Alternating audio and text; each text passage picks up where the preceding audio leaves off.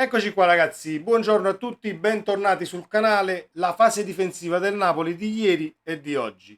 Non voglio incappare nel luogo comune, sì, ma stai sempre a confrontare il Napoli dell'anno scorso.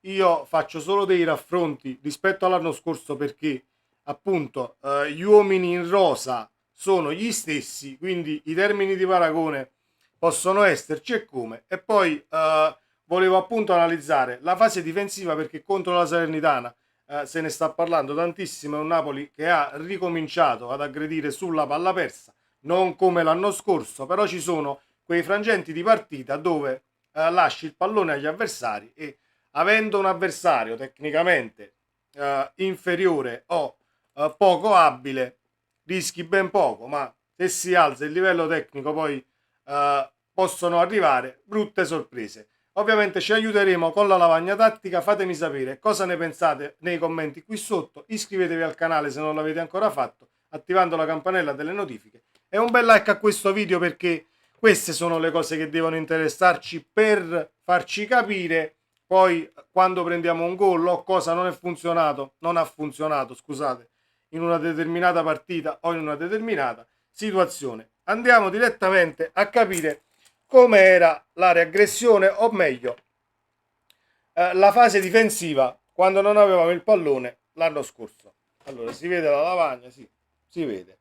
Allora, facciamo che la squadra avversaria aveva una difesa a 4 l'anno scorso, due centrocampisti e una punta, non li mettiamo tutte e 11 perché non ci interessa averli tutti e 11 in campo.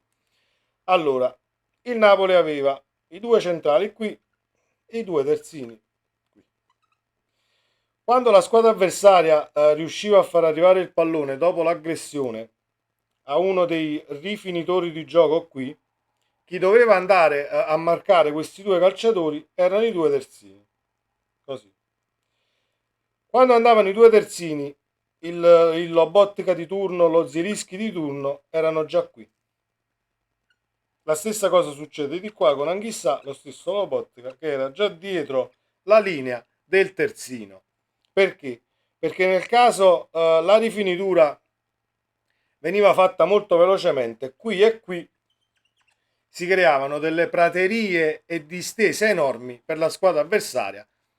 La partita che possiamo prendere in considerazione, per esempio, sono state le ripartenze che abbiamo preso con il Milan al Maradona in quel 4-0. Partita però non voglio dire viziata, ma condizionata da una condizione psicologica e un Napoli che era 46.000 punti avanti, altrimenti quell'attenzione difensiva sarebbe stata molto diversa, la partita non sarebbe finita 4-0. Detto questo, questo è quando la palla dalla pressione del Napoli riesce ad arrivare ai appunto i trequartisti, le mezzali, comunque chi ricama o ricamava gioco della squadra avversaria. L'abbiamo sempre fatto. Poi qua quando il trequartista avversario portava il pallone in avanti, il Napoli tutto quanto scendeva e si compattava in questi 30 metri, aspettando poi l'avversario e cercando di recuperare palla prima di arrivare sulla linea dell'area di rigore, molto prima di arrivarci. Ci siamo? Questo è quando la palla arriva ai trequartisti o alle mezzale avversarie dopo che il Napoli ha fatto la pressione ma non ci è riuscito. Cancellato tutto? Sì. Mettiamo che sempre la difesa avversaria, sempre 4, i rifinitori, e mettiamo anche due punte. Qui ci sono i due centrali del Napoli, i due terzini, i centrocampisti, eccetera, eccetera. Quando il gioco della squadra avversaria si sviluppava per vie centrali, ovvero dalla difesa arrivava direttamente il pallone a una delle punte, chi si prendeva e chi andava ad anticipare era uno dei due centrali immediatamente. Immediatamente. Nel caso poi mettiamo che qui si perdeva il pallone, ci doveva essere la scalata immediata e il ritorno appunto a coprire queste zone morte dei due terzini, così come faceva tutta la squadra avversaria. Questa cosa è importantissima perché il Napoli, avendo la difesa molto alta l'anno scorso, quasi sempre per tutto il match, rischiava ben poco perché c'erano gli anticipi sia sulle punte e sia sui portatori di palla. Poi ti andava male, non riuscivi a fare una pressione come si deve. I gol li abbiamo presi anche l'anno scorso, non è che l'anno scorso abbiamo lasciato la porta inviolata per tutto l'anno, però per caratteristiche dei calciatori e per memoria muscolare rispetto all'anno scorso, questi movimenti che ho appena elencato sono già nelle corde. Un Napoli che appunto ha riaggredito contro la Salernitana, però Garcia fa una cosa diversa, almeno io l'ho vista così e mi piacerebbe sapere la vostra nei commenti. Quando il Napoli riaggredisce, e rifacciamo sempre i quattro qui con i due che ricamano il gioco e la punta, quando il Napoli riaggredisce e la palla arriva qui e riesce ad arrivare a sorpassare la prima linea e ad arrivare ai trequartisti avversari, Garcia non ci va col terzino. Noi prima ci andavamo col terzino, quando la palla riceveva la punta, ci andavamo col centrale. Garcia non ci va col terzino.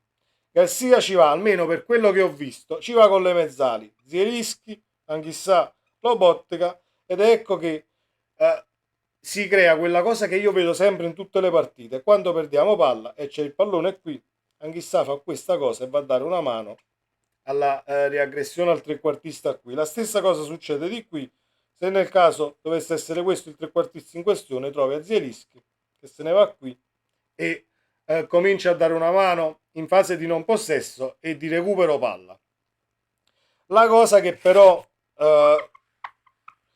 questa può funzionare anche, io non sto a sindacare se ci va il terzino o la mezzala, però la cosa che preoccupa, diciamo, la fase difensiva, che mi preoccupa, attenzione, perché poi non sono tutti preoccupati come me, ma la fase che preoccupa più di altre è quella quando la squadra avversaria porta palla e si spinge in avanti. Il Napoli non sta in questi 30 metri, ma arretra per intero con la linea difensiva sull'area di rigore e ti metti nella tua metà di campo. Lo devo dire perché lo devo dire, stile Allegri per frangenti di partita, e lasci ovviamente il pallino del gioco alla squadra avversaria che, se riesce con 1-2 e con qualche giocata a creare la superiorità numerica, ti rompe le scatole pure se tu sei schierato tutto davanti alla linea dell'area di rigore. Prima lo facevamo, ma rimanevamo qui, arrivavamo qui giù solamente in casi estremi, quando la squadra avversaria ovviamente meritava e affondava del tutto, e arretravamo nell'area di rigore. Quando succedeva questo l'anno scorso, quando la squadra avversaria arrivava qui e qui, ovviamente, visto che i terzini andavano sui portatori di palla qui e avevi i due centrali, queste erano zone morte. Quando la squadra avversaria arrivava qui, c'erano Politano, Lozano, Politano, Quara, Zielinski e Anghissà che erano già qui. Quindi ci trovavamo molto spesso in situazioni dove la chiusura qui del cross, del passaggio, eccetera, eccetera, o da qui la facevano o Zielinski o Anghissà o Lozano o Politano, comunque o le mezzali o gli esterni d'attacco, meno Kvaratskhelia di qua, perché a livello difensivo comunque non possiamo dire che ha le stesse doti di Politano Kvaratskhelia, quindi ci ritrovavamo con la mezzala o Lobotka che andava al limite a chiudere in quella fase. Questa è la fase dell'anno scorso, completa e mi auguro molto chiara. Quest'anno, quando lasciamo il pallino del gioco alla squadra avversaria, il Napoli, tra virgolette, non è una brutta parola, ma rincula, torna indietro direttamente qui, lasciando comunque il campo all'avversario e la gestione della palla. A me potrebbe stare anche bene, però c'è bisogno in quel frangente di avere i tre centrocampisti che hai titolari che diventano mastini alle caviglie dell'avversario per poterla recuperare almeno qui e non farli arrivare davanti alla linea dell'area di rigore, perché i difensori centrali che abbiamo, a parte Ostigard e Nathan che sta uscendo, ma Rachmani va in difficoltà su queste situazioni frontali, va in difficoltà, quindi senza che andiamo poi a cercare il colpevole del gol che abbiamo preso, eccetera eccetera. cosa che è mancata anche con il Milan. Col Milan si è difeso a zona, qui c'era Giroud, qui c'era Leao, qui c'era Pulisic, però la linea del Napoli era qui.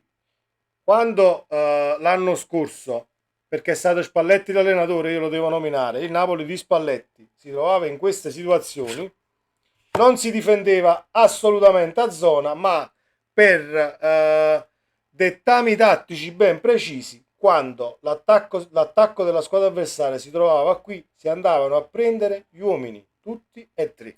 Si andavano a prendere tutti e tre gli uomini per arginare ovviamente l'attacco della squadra avversaria. Mi auguro che io mi sia spiegato bene, perché a volte la lavagna può aiutare. Ci siamo, il Napoli c'è ed è sempre lo stesso dell'anno scorso. C'è bisogno solo di focalizzarsi un tantino di più su qualche movimento che lo si faceva già. Poi, se non lo si vuole fare e il dettame tattico è comunque di tanto in tanto tirare i remi in barca e lasciare il pallino del gioco all'avversario, ovviamente si raccoglieranno i frutti o le conseguenze. Io mi auguro che raccogli sempre e solo vittorie, però dobbiamo renderci conto che l'ha detto anche De Zerbi e non lo dico io, l'hanno detto tanti allenatori: più hai il pallone tu, meno percentuale hai di rischio. Quindi dobbiamo migliorare in questa situazione e la cosa da fare, al di là che tu voglia riaggredire o non riaggredire, è appunto l'ultima che ho detto: quando l'attacco avversario è a ridosso dell'area di rigore o al limite stanno quasi sulla linea dell'area di rigore, bisogna andarli a prendere a uomo.